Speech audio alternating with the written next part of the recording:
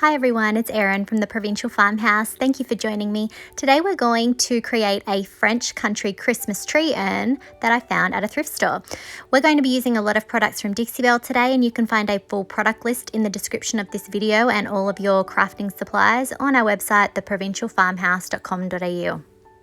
I found this lovely urn at a local thrift store and it had really good potential, but the colour was a little bit horrendous. So to start off with, I cleaned it really well with Dixie Belle's White Lightning, and then I rinsed off my cleaner with plain water in a mister.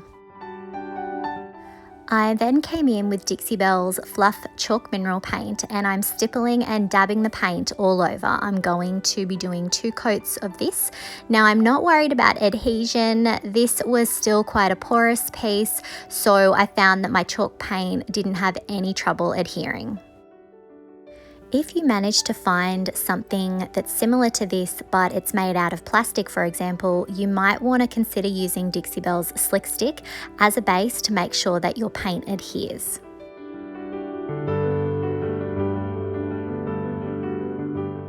Dixie Belle's Fluff is probably my favourite white in their line, as I find that it only really takes 2, maybe 3 coats and my piece is done. When my paint is dry, I am going to coat the entire urn with Dixie Belle's Gloss Clear Coat. This is going to be a base to make sure that the glaze in my next step can be wiped back. Next, I'm using Dixie Belle's Grunge Glaze over the entire piece, and as you can see, that dry clear coat is allowing me to wipe it back and just let it sit in the areas that I want it to look aged. So I'm doing this on the entire piece and wiping it back where needed. Grunge Glaze may appear to be blue in the container, but you can even see here as I'm working with it that it is a lovely, nice light brown. It's probably my favourite glaze to work with as it's such a subtle finish. So I thought about leaving it at this point, but decided I wanted to go even further in aging this urn. So I'm going to use Dixie Belle's Iron Patina paint. I'm stirring it really well, and then I'm using a small artist brush to dab the product in areas where I would like to have it look like it is rusted and weathered. I am dabbing it on again to give that texture, and I'm just trying to think of places where the age might naturally occur. So I'm going to apply this on the entire piece in certain areas, and then I'm going to let it dry before my next step. Next, I'm pouring out some of the green activation spray, and what I'm doing is I am having 2 separate brushes, one for my patina paint and one for my green spray. I'm applying the Iron Patina paint again to the same spots, and while that's still wet, I'm using a different brush to add the green activation spray. Now you can use the green activation spray with the spray nozzle, but I prefer to pour the spray out into a container so that I have more control over where I'm applying it.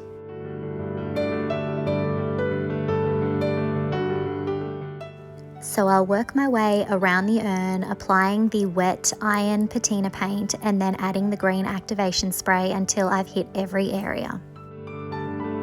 It's very important not to get any of the green activation spray into your patina paint itself, as it may activate the entire container.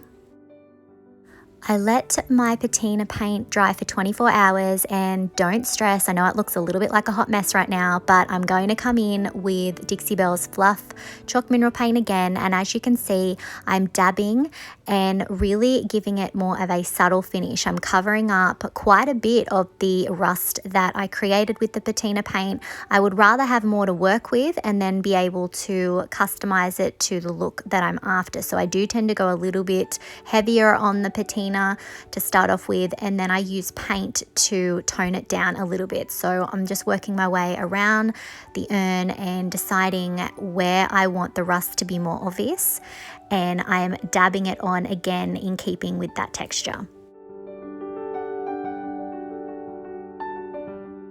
Dixie Belle's Patina line also comes in a bronze paint, which gives you more of a blue patina look, and a copper paint, which gives you more of a green tinge.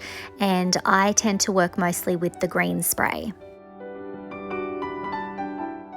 When my paint is dry, I am sealing it with Dixie Belle's Gloss Clear Coat again.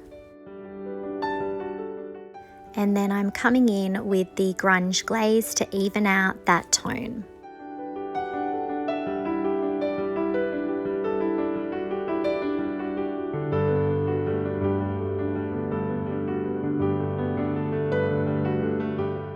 I wanted a bit more of a creamier tone to the entire piece, so I'm using Dixie Belle's Au Naturel Voodoo Gel Stain.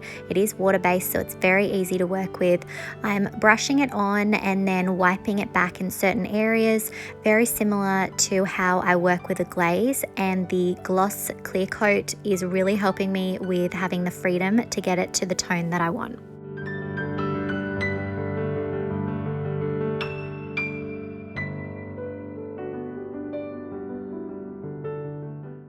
Next, I'm going to use Dixie Belle's Easy Peasy Spray Wax, and I'm spraying down a coat of it and then grabbing the Dixie Dirt in charcoal.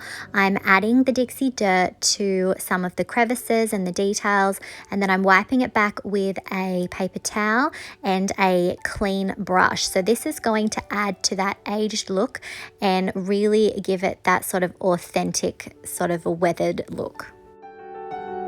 Dixie Dirt comes in a powdered form, and I use it whenever I want something to basically look like it's been around for a long time. It's had a lot of use, and I tend to add it to my pieces that are a bit more of a rustic finish. It also comes in the colours Ash, which is a sort of greyer finish, and Earth, which is a browner tone. It is best to use some kind of a wax so that the dirt has something to adhere to.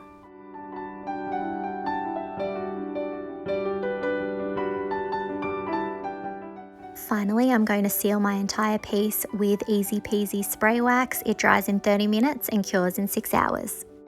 To add a touch of Christmas, I'm going to use this Hessian ribbon that I got from Costco, and I'm going to tie it in a bow.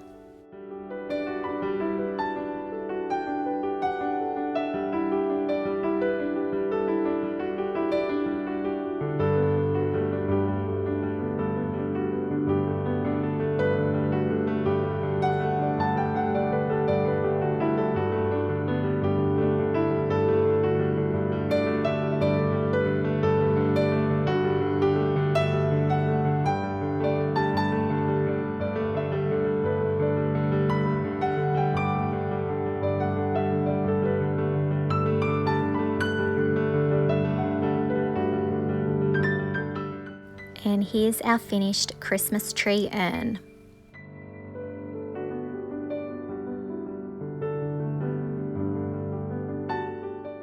I'm really happy with how my thrifted urn turned out. I think it is amazing what paint can do.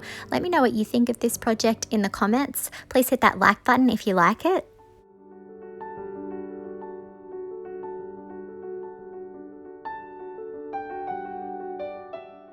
If you'd like some more Christmas craft ideas, make sure you check out my IOD Christmas playlist. And if you haven't already, I would love it if you could hit that subscribe button and the notification bell so that you don't miss out on any of our videos. And you can find all of the products used in today's video on our website, theprovincialfarmhouse.com.au. Thanks for watching.